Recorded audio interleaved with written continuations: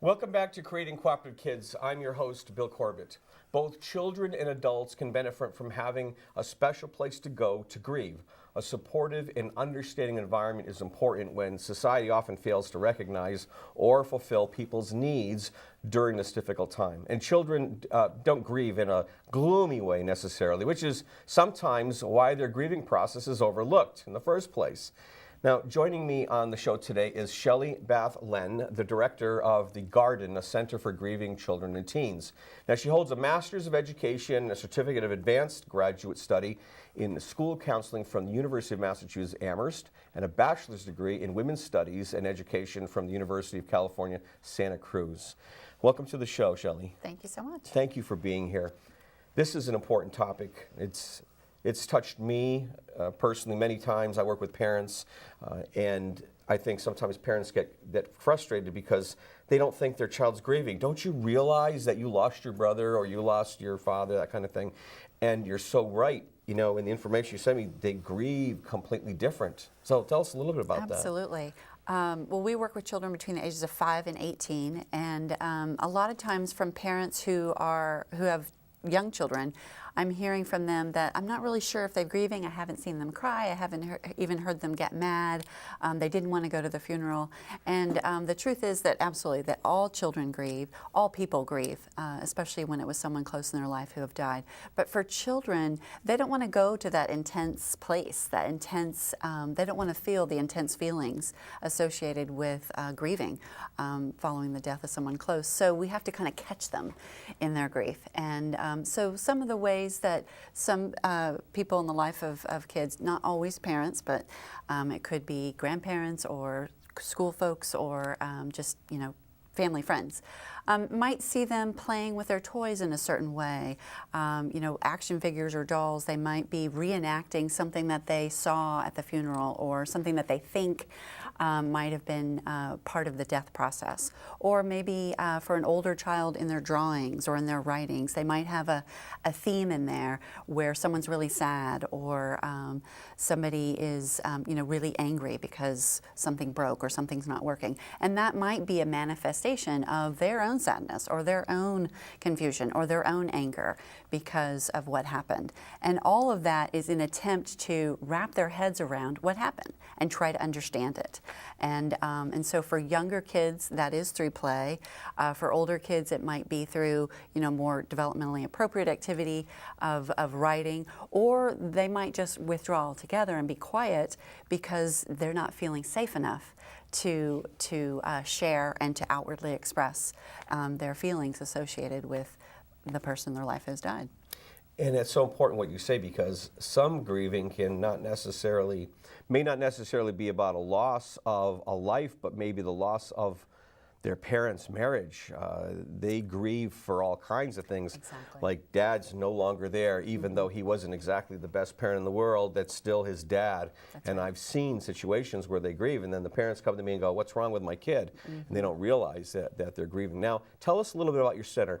You and I connected because I had a need. I had a client who really needed some help with the family in grieving, and I found you, and we talked briefly. So tell me a little bit about your center. The Sure. Garden. The Garden, a center for grieving children and teens, is in Northampton. We are actually in the YMCA up there, and we work with families from all of Western Mass who have young children when someone close in their life has died. So the main criteria for participation in our program is that there's a child between the ages of 5 and 18. Child is maybe a young person would be more appropriate to say, who has experienced the death of someone close. And so by close, we mean a mother, father, brother, sister, as opposed to Aunt Ida in Iowa that they may have only seen once a year. Surely, most definitely, they're going to still be grieving for Aunt Ida, but it's a different level of grief, it's a different intensity of grief as it would be if it was a mother or father or brother or sister, someone that they lived with. And it could also be, if we've had plenty of folks coming in where the child's grandmother died or grandfather died because they lived next door, or they lived in the house, or they had ongoing child care relationships. And so we welcome them in the program. And then we also expand that a little bit further for those who are in high school, our teen population, because we know that the friendship circle is really important for that age group. So we welcome those remembering a friend, the teens who are remembering a friend. And so the whole family comes. We meet on Sunday afternoons, and after a brief opening where we light a candle in memory of those that we are remembering, including my father, who I always share as a part of the program, we break up into small groups. So the adults are meeting in a group with the other adults of all the children, and then the kids are broken up into small groups based on age. And in their groups, they are doing activities, projects, and games that support their grief process, wherever they may be at that given day. While in the adult group, we are giving them opportunities to share about the challenges of raising a grieving child while also grieving themselves. We take special care to make sure that we're touching base with them about where they are in their grief, and if there are any signs of chronic stress or depression, then we will talk about that and probably make referrals outside the program. That brings to mind a question for me. Do you have advice for parents on how to help their children grieve? I do. Most of the time, what our children need is just somebody that listens to them, and to be open to that, to be open to a child being mad or being confused or being worried or being scared, because there's not a certain set of feelings related with grief. They're having a feeling, you name it, and that's true for that kid. And so we need adults, caring adults in the lives of children, to be willing to just listen and to give them the time it takes to listen. Over the past couple of weeks, I've been working with kids, and I'm in 4 different schools, and I told them I was coming on the show, and I asked them to tell me some things that they would like for me to say to the audience. So these are some of the things that they said. It's okay to cry. It's okay not to be okay. This is the children that These said are the kids who have said this to me to bring to everybody. It's okay to cry. It's okay not to be okay. And the way I framed it with these kids is, think about, when that person first died, what did somebody here at school, what did somebody in your community, in your church say to you that you found very helpful? And these are the things. Talk it out, don't hold it in. Hugs, time off from school, being given that accommodation. And then this one up here, it's okay to learn and have time to it's okay to learn and have time alone. So for adults to remember that while I think it's important for them to be able to listen to them, but it's also okay to step back and give them their space. What we like to talk about at the garden is that we plant seeds.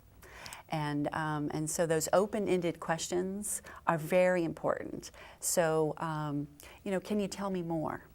Or maybe role modeling yourself. I was having a hard time. I heard this song on the radio that, Dad really liked, and it reminded me of this. Does that ever happen to you? So that open invitation to talk, to say whatever it is fantastic.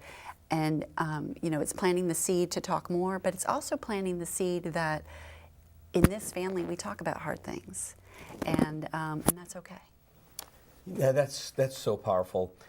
That's so powerful, because in my own parenting work, I tell parents, stop trying to make everything all better, because that's what parents do. They go, well, they come up with all these things. Sometimes they come up with crazy things that aren't even real, because we've not been trained how to let people feel. Mm-hmm. And that's in everyday parenting, especially when your child's dealing with grief. And it's so good what you said, ask open-ended questions. It's what I teach in parenting. If you want to enrich the relationship with your child, ask open-ended questions. Stop being ready to have all the answers. And why do parents have all the answers? Because they were never trained to deal with emotions when they come up. They don't like their kids experiencing anything bad, and they want to make everything all better. They are in a rush all the time. They're stressed, like we talked in the previous segment. So it's easier just to give the child the answer, just hurry up and move them along.